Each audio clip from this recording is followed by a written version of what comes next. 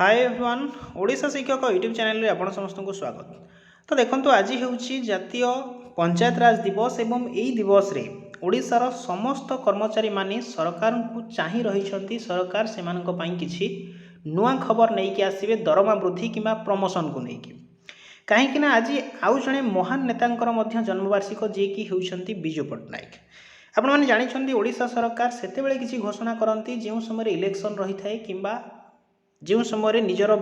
बाध्य रही है जन्मवार्षिक रही है कि बापांकर जन्मवार्षिक रही है। तो आज जेहेतु आपणकर 5 मार्च पंचायत राज दिवस रे बिजू पट्टनायक जन्मवार्षिक तो आशा करा नवीन सरकार बा आपणकर ओडिशा सरकार किछि ना किछि नुआ खबर नहीं आसबे ओडिशार कर्मचारी मानक पई से विषय आलोचना करबा डिटेल्स रे बुझिबा कौन कौन अपडेट रही दरमा वृद्धि को लेकिन एवं क्यों मानकर केबे दरमा वृद्धि हम यह विषय आलोचना करवा। तेणु भिडियोटी को शेष पर्यंत देखिए और आम ही चैनल सब ट्रस्टेड इनफॉरमेशन पाइपर। तेणु भिडियोटी को देखा सहित चैनल टी निहाती भाव सब्सक्राइब करनी कारण आगामी दिन में यह हेल्पफुल कंटेंट पाइबा सहित ओडिशार जहाँ लाटेस्ट इनफॉरमेशन रोचे आम ही चैनल सर्वप्रथमे पाइपर। तो देखो आपने जानी जे पर्यायक्रमे ओडिशा सरकार तरफ समस्त शिक्षक मानकर जो मैंने देखो काली आपंकर घोषणा होता उर्दू शिक्षक मासिक पारिश्रमिक वृद्धि देन निर्माण श्रमिक मान पेंशन वृद्धि होता ये भाव आपंकर कैबिनेट बैठक आज आप बसी दरमा वृद्धि को लेकिन आशा मानकर पीटीआई आउटसोर्सिंग एम कथा सरकार बहुत शीघ्र बुझापी जाऊँगी कहीं आपणकर पूर्वर आपने जानी राज्यर गणशिक्षक मान सरकार दरमा वृद्धि करदे खास करी अंगनवाड़ी कर्मी कथा जदि कहवा दरमा वृद्धि होगला। मिनी अंगनवाड़ी जो कर्मी मैंने रही अंगनवाड़ी सहायिका कहतु बा अंगनवाड़ी कर्मी जो मैंने थे से दरमा 7,000 रु बढ़ी बर्तमान 10,000 हो गला। जेहेतु आशा दीदी मानकर ए पर्यंत कथा सरकार शुणी नाहांती तेणु सेमानंकर दरमा वृद्धि को लेकिन घोषणा होगा बाकी रही एवं यहाँ मुझे सियोर देकी सियोर कहूँ आपंकर दरमा खूब शीघ्र वृद्धि होगापी जाऊँगी। आशा दीदी मानकर कथा एवं गाँ साथी जो मैंने रोचे से दरमा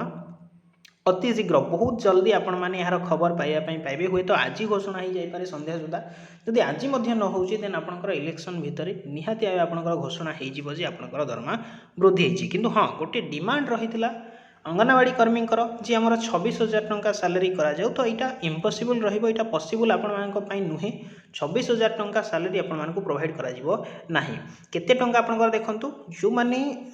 जतिक भी पाउथिले सेठू 1500 रु 2,000 टंका आपंकर बढ़िबो ताठू अधिका मध्य बढ़िबो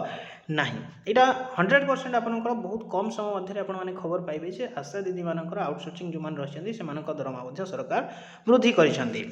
देन आज आपने जानते ओडिशा को प्रधानमंत्री नरेंद्र मोदी आसी पंचायत राज दिवस हिसाब से एवं ये बहुत किसी घोषणा आपको आगे रखी ओडिशा सरकार पछरे नहांती तेणु आपण मानकर खुशी खबर बहुत जल्दी आपने पाइबा जाउछंती। तेन आपने जानते वर्तमान समस्त ओडिशार कर्मचारी मानकर दरमा वृद्धि प्रसंग में राज्य सरकार तत्परता प्रकाश पाई बहुत शीघ्र समस्त को खुशी करने सरकार चाहते तो जिते बड़े डिटेल्स अपडेट आसीज आम आपको प्रोवाइड करदेबू जे क्यों मानकर दरमा केते टंका वृद्धि है और जो मानकर दरमा वृद्धि होउछि ओडिशा सरकार कौन करुँच ना सेटा को पिछला भाव लागू कर अक्टोबर कि आपंकर सेप्टेम्बर से लागू कर तो आशा दीदी मानकर दरमा जिते वृद्धि हे शिक्षक मानकर जो मानकर रही जाइए ସେଇଟା ଆପଣଙ୍କର ପିछला भाव जेबेठारु लागू होगा कथा ସେଇଠାରୁ ଆପଣଙ୍କର लागू हो। तो डिटेल्स इनफॉरमेशन जितेबाला आसीबो आमे आपनको आम चैनल माध्यम प्रोवाइड करदेबो। तो निहाती भाव चैनल को सब्सक्राइब करी पाखरे था बेल आइकन को दबाई दियंतु जहाँ फल कि आमे जो इनफॉरमेशन आपको प्रोवाइड करिवो आपनको पाखरे सर्वप्रथमे पहुँची पारिबो। Thanks for watching the video.